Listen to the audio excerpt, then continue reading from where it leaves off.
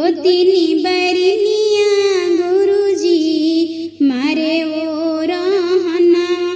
ससुर मोरा डांटल गुरुजी देवरा उड़ावे मजकवा। ससुर मोरा डांटल गुरुजी देवरा उड़ावे मजकवा। स्वामी कम बुधिया गुरुजी मारे ओ रहनावा। स्वामी कम बुधिया गुरुजी मारे ओ रहनावा। गोदिया में दे दा गुरुजी हमारो बालकवा। गोदिया में दे दा गुरुजी हमारो बालकवा। माटी के घरवा गुरुजी माटी के दुआरवा। माटी के घरवा गुरुजी माटी के दुआरवा। शिशिया बोलावली गुरुजी अपनी आंगनवा।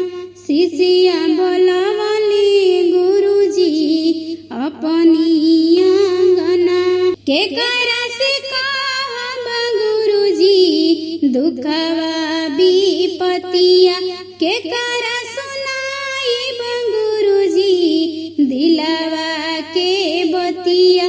के करा से कहब गुरुजी दुखवा विपतिया। के करा सुनाइब गुरुजी दिलवा के बतिया। देई में दाहूँ गुरुजी गोदी में बालकवा। देई में दाहूँ गुरुजी गोदी में बालकवा। नहीं हवे नैहरा में गुरुजी बाप रे मातरिया। नहीं हवे नैहरा में गुरुजी बाप रे मातरिया। भौजी बरनिया गुरुजी मारे ओ रहनावा। भौजी बरनिया गुरुजी देवेले मेहनावा। घूरी जाऊँ घूरी बंजनिया अहे ना नैहरवा। घूरी जाऊँ घूरी बंजनिया अहे ना नैहरवा।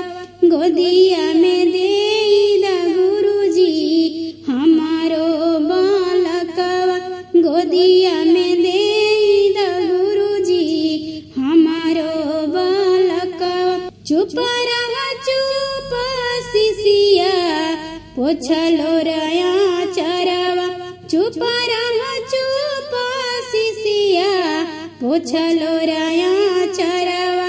तोहर के देबो शिशिया सोना जैसन बालकवा। तोहर के देबो शिशिया सोना जैसन बालकवा।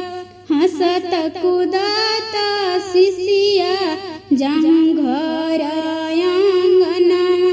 हंसत खेलत शिशिया जाऊँ घर आंगनवा। हमारा से कही हा शिशिया दुखवा विपतिया। हमारा से कही हो शिशिया दुखवा विपतिया। हमारे से कही हा शिशिया दिलवा के बतिया। हमारे से कही हा शिशिया दिलवा के बतिया। हम तोहर हरबो शिशिया दुखवा विपतिया। हम तोहर हरबो शिशिया दुखवा विपतिया।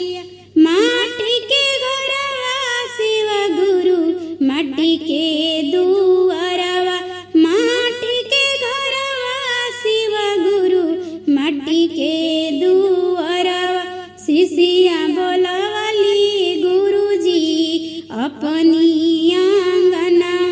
शिशिया बोलावली गुरुजी अपनी